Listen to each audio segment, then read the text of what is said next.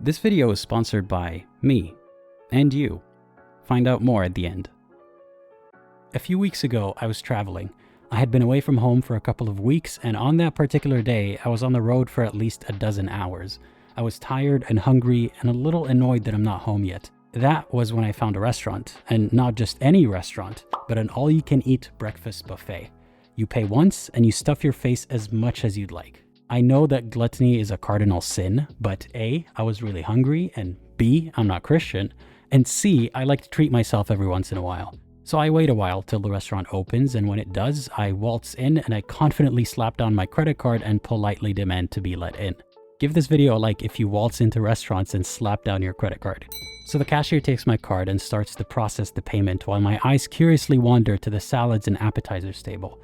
I'm already salivating, thinking about my first serving. I look back at the cashier expecting my card and a smile, but to my surprise, she seems disappointed. My credit card did not work. I nicely ask her to try again because I know that card works, so she does. Meanwhile, I'm standing there restlessly twitching, jonesing for a bite, when this waiter pops up on my side and says, "Say Bismillah and it'll work."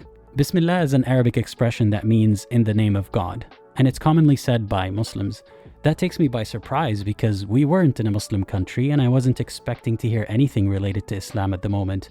And it's not like I wear a sign that says, "Look at me, I'm Muslim." But as I've said many times before, I'm often presumed Muslim based on my name and my Middle Eastern looks. So the waiter says to me, "Say in the name of God and it'll work."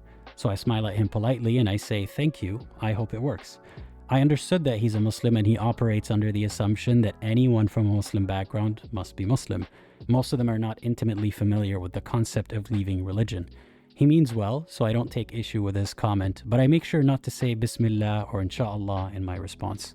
There was a time when I would have given in to the social pressure and acted Muslim the moment I was perceived by another Muslim, but now I'm comfortable enough to be myself, even if that confuses them. Anyway, the card doesn't work again, so I give the cashier a different card and that doesn't work either. She tries a few different things and I impatiently try to call my bank, and eventually I realize that I have to turn off a certain anti-fraud option on my bank app.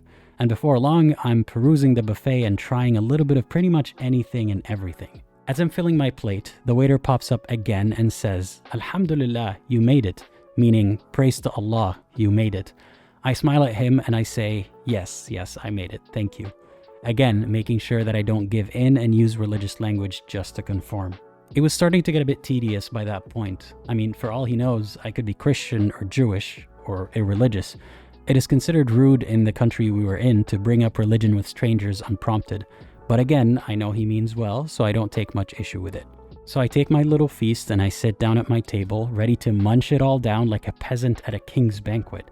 And just as I'm taking my first bite, some 30 minutes after I first intended on eating, guess who pops up again in my peripheral vision?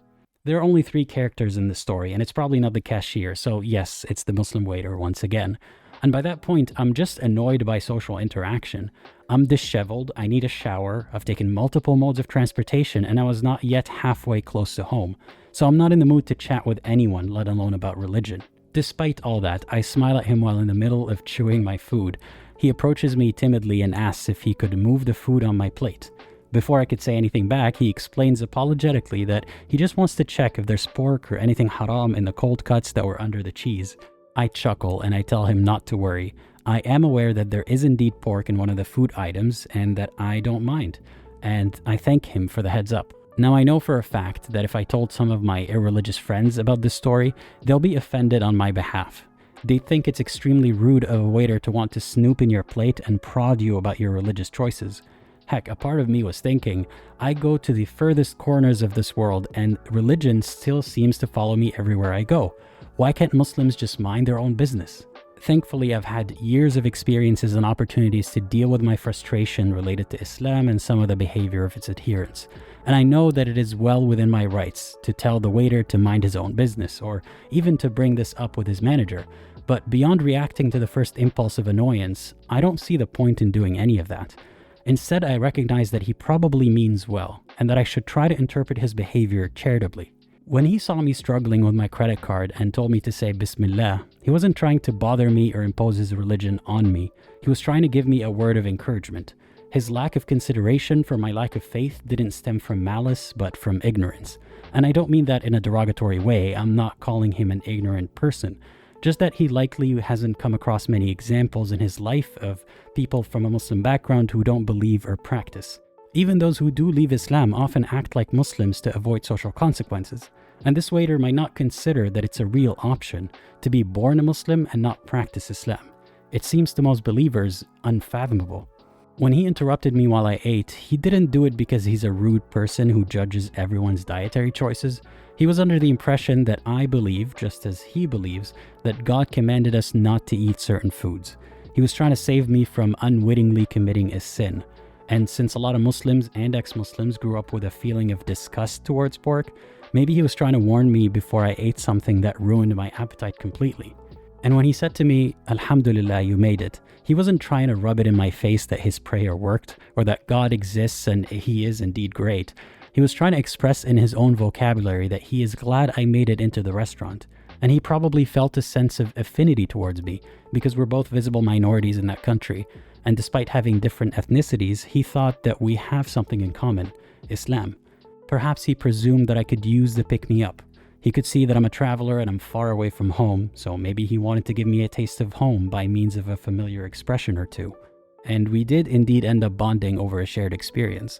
When I finished my food, I got up to get myself some juice, and there he was again, right by the juice bar. He asked me if I'm from Saudi Arabia. I told him I'm not, but I did grow up there. He mentioned that he visited twice, once to do Hajj, which is the religious pilgrimage to Mecca.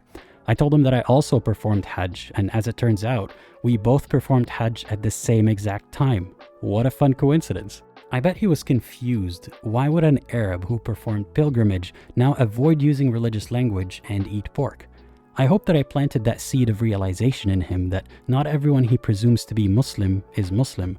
I didn't explicitly tell him that I am ex-Muslim or that I no longer believe, mostly because I expected from his chatty demeanor that he would like to have some questions for me. As much as I enjoyed our interaction, I wanted to get on with my travels and did not want to have an in-depth conversation about religion at that time. I do have a life outside of being Aladdin, you know? So when our conversation came to an end, I went on with my journey and I wrote down some of my thoughts about what happened. Instead of focusing on the annoyance I felt when I was presumed Muslim, I chose to focus on how proud I was of myself for not giving into the pressure and not feeling ashamed of myself. Because I know that a few years ago, I would have probably felt embarrassed to be observed doing something a Muslim shouldn't. Even after I left Islam, societal pressure was a real obstacle. But now I have no shame in being myself unapologetically and eating what I want, and telling a believer that I appreciate their concern, but I don't adhere to their rules. And the reasons I'm telling you this story today are multiple. I would like to remind you not to assume the worst about people's intentions and motivations. You should stand your ground, of course, and do your best to live your life without religious restrictions imposed by others. But you should also try to understand why people behave the way they do. And don't misdirect your frustrations about a religion to its average adherent. And if you're a Muslim, maybe this video could serve as a reminder to not presume that anyone with a Muslim name or a Middle Eastern background is by default a Muslim. If the waiter happens to be watching this video, first of all, wow, what a small world. Secondly, I don't think you're an annoying person. It's just a good hook for a video. If I titled it "How I Amicably Dealt with a Slightly Annoying Situation," I don't think that'll get much clicks, especially not from the kind of viewer who loves demonizing Muslims. So, sorry to disappoint. So, what did you think of this story? Would you have reacted differently? Do you have any similar stories of your own that you'd like to share? Let me know in the comments below. And a huge thank you to my patrons, YouTube members, and donors for supporting this channel. I could not do this without you. And as always, think critically and think for yourself. And consider watching one of these videos next.